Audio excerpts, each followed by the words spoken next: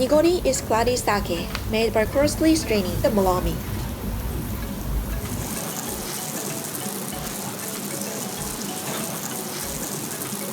And kase nigori, kase means active, is a non-pasturous nigori, which means that the live yeast continues to ferment in the bottle.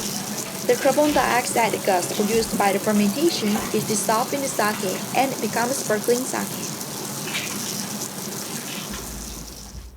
Step 1. Strain coarsely with a strainer.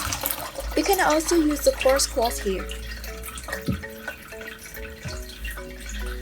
On our website, I've introduced pressing method, which is also possible in home brewing, such as fukuro shibori and shone.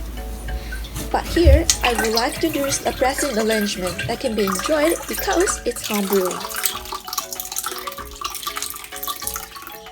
Gently mix the malami by scooping it up from the bottom with a spoon. Be careful not to clean up the lice.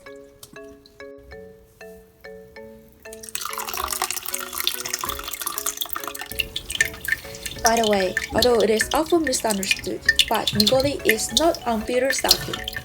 Under the liquor tax law in Japan, to be called sake, it must be pressed.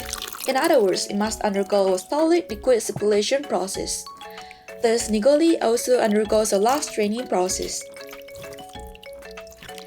The term unfiltered, muroka, on sake labels means that the sake has not been filtered with active charcoal, a method used to remove a certain color or aroma after the sake has been pressed.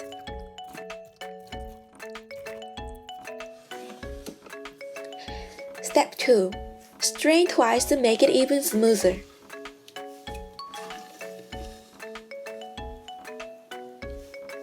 Another way to make it even smoother is to put it in a blender.